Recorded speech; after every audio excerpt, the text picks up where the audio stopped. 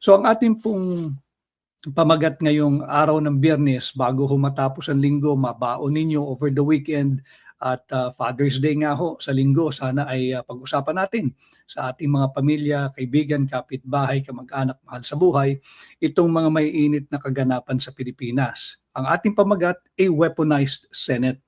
A weaponized Senate, yan po yung nagiging impresyon or perception ng maraming Pilipino sa kagaganap na pagpalit ng liderato.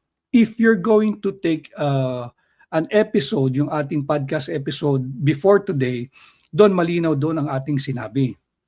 Hanggat walang 13, yung dating nag-aangkin sila yung mayorya, matatawag natin silang mga senators fake win.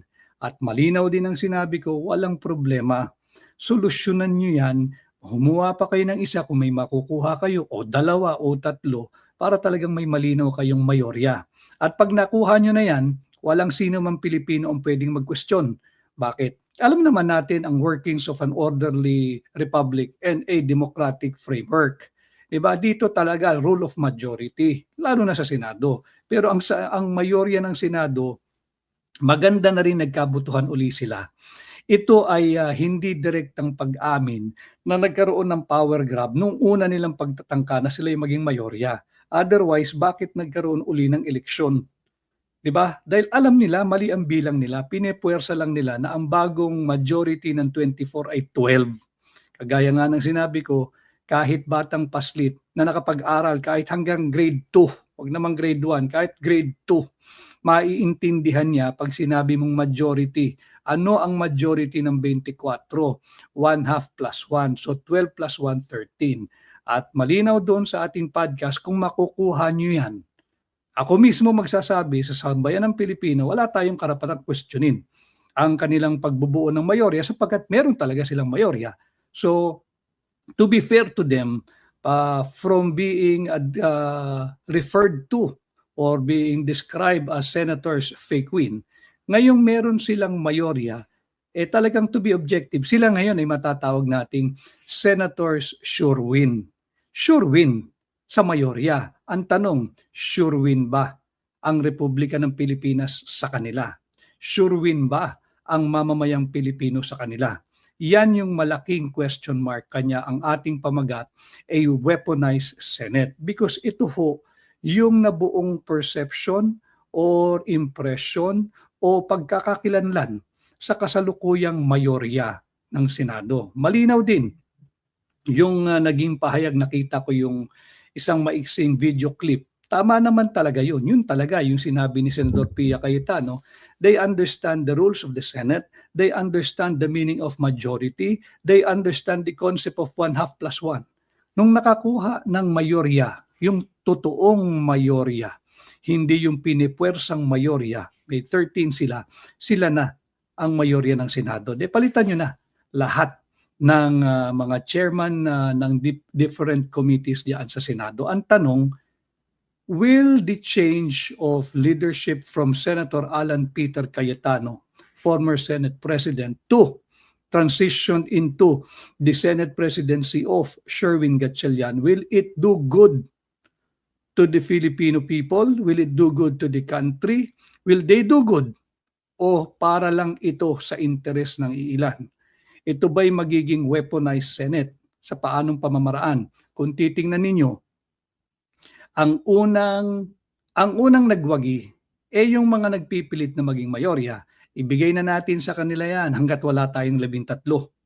Hanggat wala tayong 13, yung ayaw sa kasalukuyang mayorya ng Senado dahil nga ang perception at impression, weaponized Senate, compromise Senate, rubber stamp ng Malacanang, hanggat wala tayong 13, wala tayong magagawa.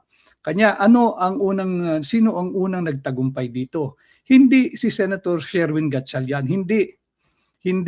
Aktor lang ito. Tagaganap lang ito kung ano man ang inatas na tungkulin sa kanya. The biggest beneficiary, the biggest winner in the change of leadership, ang biggest winner, going back, yung pagpalit ng liderato ng Senado, ang biggest winner ho dyan ay ang kasalukuyang administrasyon ni Bongbong Marcos Jr., ang Malacanang. sapagkat nakita natin ano ang unang-unang nangyari nung nagkaroon ng pagpalit ng liderato sa Senado. Natigil, napigil, nahinto. At I think ito'y maibabaon na sa limot yung inaantabayanan ng lahat na pagbabalik o resumption at muling pagpapatuloy ng pagdinig diyan sa flood control corruption issue ng Blue Ribbon hearing. Blue Ribbon Committee chaired then by Senator Pia Cayetano at yung subcommittee chairman na pinamumunuan ni Senador Rodante Dante Marcoleta. Yan ang unang casualty. If the biggest winner, the biggest gainer, the one who benefited the most in the change of leadership in the Senate is the present administration, the Marcos Jr. administration, Malacanang.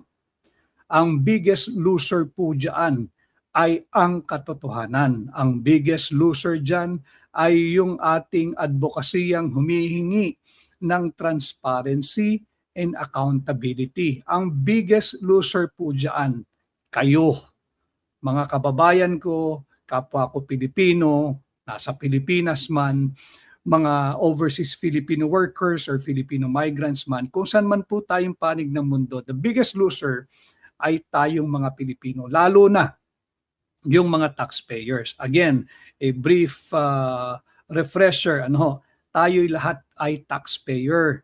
Yung iba lang, formal taxpayers, yung mga merong tax identification number, yung nagfa-file ng kanilang income tax return, yan yung mga formal taxpayers. Pero yung hindi nagfa-file, yung walang tax identification number, wag ho ninyong mamaliitin ang sarili ninyo. Kasali kayo sa usaping ito. Because the moment you start buying any goods that carries with it tax, kung ano man pong tax ang nakalagay dyan, IVAT, VAT, kayo po ay taxpayer. Bakit? Incorporated na po dyan sa inyong binibili, kung ano man yan, papakarga kayo ng gasolina o crudo o diesel, kayo po ay may tuturing na taxpayer. And to be fair to all those who are fighting since naglabasan na yung ating hiniling transparency and accountability, talaga nakita naman natin buong puwersa ng pamahalaan ang ginagamit sa lahat ng mga nagpapahayag ng kanilang pananaw, lalo pat kung ito ay hindi pabor sa panlasa o kagustuhan ng nasa administrasyon. Maraming nagbubuwis ng kanilang kalayaan, ng kanilang buhay, ng kanilang kaligtasan, ng kanilang comfort. Pero hindi ho natin kasi pwedeng isuko at basta na lang ihandog sa mga ayaw ng umalis sa kapangyarihan at ibigay yung kanilang luho at kapritsyo. Hindi natin dapat isuko. Imagine ninyo, tag-ulan na naman ngayon. At pasukan na ng mga nasa public schools. In a few weeks, magsisimula na rin yung nasa private schools. Imagine ninyo, pag nag-ulan na naman na nag-ulan, babahain na naman tayo. Same problem that we have encountered in the many years. Not just during the present Marcos Jr. administration, but made worse by the corruption, yung talagang napakalaki, mind-boggling amount ng kurakot at korupsyon na talamak, laganap, harapan na nagaganap sa ilalim ng kasalukuyang Marcos Jr. administration. Babahain na naman tayo. Imbis na tugunan yung problema, yan yung target, yan yung layunin, yan yung adhikain sana nung naunsyami na naman na Blue Ribbon Committee hearing. Nakita naman natin nung simula pa lamang tinanggal yung kauna-unahang chairman ng Blue Ribbon Committee of the 20th Congress diyan sa Senado, pinalitan. Anong nais gawin upang hindi na umusad yung pagdinig diyan sa Blue Ribbon, kung uusad man yung mga piling resource person lamang ang ipatatawag. Yung mga piling personalidad lamang ang ididiin. Yung mga piling personalidad lamang ang makakasuhan at kakasuhan at ikukulong. Dahil nga ang pinipilit na kaso, syempre yung plunder. Yung hindi man mapatunayan yan, yung malversation, pero yung malversation pagka malaking amount, ganun din naman yan, non-bailable. But For theatrics, for optics, maganda kasi na si senador ganito o si congressman ganito o si engineer ganito ay kinasuhan ng pamahalaan ng plunder. It gives away the impression na seryoso sa paglaban sa korupsyon. Alam naman natin, nabiso natin pare-pareho na hindi seryoso sapagkat ang daming iniiwasan. Magsosona na naman ngayon. Luto na sa aking pantaha ang magiging messaging ng darating na SONA na mula doon sa mahiya naman kayo na dapat ay mahiya naman tayo. Dapat yun ang pahayag nun eh. So mula noong huling SONA at ngayong paparating na SONA, may sasabihin nila meron ng mga big fish, yung mga dabyena, yung mga dabyana, yung mga balyena, yung mga dambuhala, yung mga pating na nakulong. At yan naman ang sinasabi nila noon eh. Pero alam naman natin, hindi katanggap-tanggap sa mamamayang Pilipino yan. Dahil yung mga taong dapat managot at makulong, nandyan eh, nakalaya pa rin. So, ang impression na nabubuo ngayon, meron na ba tayong weaponized Senate? Dahil ang kasunod nito, kung matatandaan ninyo, yung lagi kong sinasabi sa inyo, yung nagaganap ngayon na impeachment trial proceedings laban kay Vice President Inday Sara Duterte. Marami ho ang nagtatanong, ano raw yung naganap sa pre-trial. Katulad po ninyo, meron lamang tayo mga surmises o assumption na hindi pa naman natin pwedeng sabihin yun na ang naganap ng pre-trial. Both sides, yung prosecution side at saka yung defense lawyers ay ayaw, tikom ang bibig. Ayaw nilang magbigay ng pahayag kung ano yung naganap, ano ba yung nangyari during the pre-trial na naganap sa Senado. General lang po ito. Yung pre-trial po, ibahagi po ito sa Rules of Procedure on Impeachment Trials.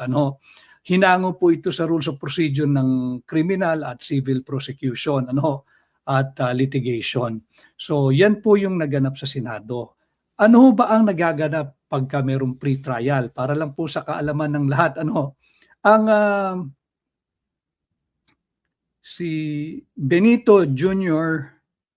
Manzon, marami ring salamat sa iyo.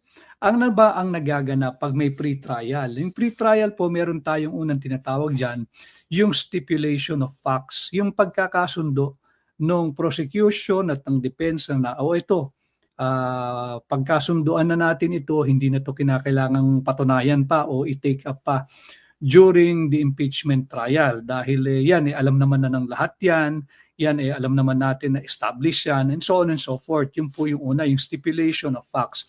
Kung magkakasundo, para hindi na ang purpose po ng pre-trial ay makatipid sa oras at panahon na gugugulin yung impeachment court sa pagdinig nitong lagi kong sinasabing huwad na impeachment case laban kay Vice President Inday Sara Duterte.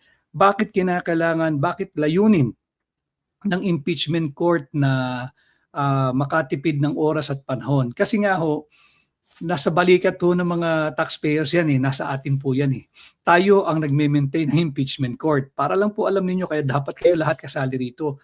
Whether you are for or against it, well, let's agree to disagree. Feel free to enter my page and there's pwede ipopost pa natin kung meron pong sense yung inyong sinasabi dito hindi pwedeng wala kang stand. Bakit? Taxpayers money po ito Kada bukas ng impeachment court proceedings, kada bukas ng impeachment trial, gagamit ng kuryente yan, naka-aircon yan, may ilaw yan, may mga empleyado at kawani ng Senado yan. Ang dami niya, may pakain dyan. Saan galing yun? Hindi naman sa bulsa ng prosecution personal Hindi naman galing yan sa bulsa, personal fund or money ng prosecution, whether it be coming from the House panel or yung private prosecutors, lalo na yung private prosecutors. Ba't naman sila magbabayad? Sila pa nga ang babayaran. So ito ay tax burden po ito sa taxpayers. Pagkatapos po niyan, merong sinasabing simplification of issues.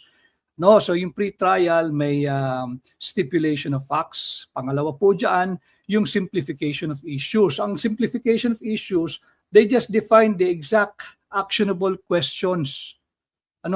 yung mga pwedeng aksyonan ng Senado, pagkakasunduan na nila para desisyonan na ng mga senator judges. Remember, hindi po ito mambabatas ha. Yung impeachment court, hindi nila trabaho ang magsagawa ng batas. Sila ay mga hukom diyan sa impeachment court. And of course, alam ito ng mga abogado, pati ng mga law students, marami rin naman tayo na nakasubaybay na mga law students dito, andyan din yung marking of evidence, yung pagmamarka ng mga ebidensyang ipapakita ng magkabilang panig. Nung prosecution, syempre merong depensa rin papakita upang labanan yung weight of evidence or sufficiency of evidence na ipapakita naman ng prosecution. Ano? Si Tess Caballero, maraming salamat sa iyo. Tess Caballero, maraming salamat. At syempre, nandiyan yung witness identification. Yan ang maganda, yung witness identification.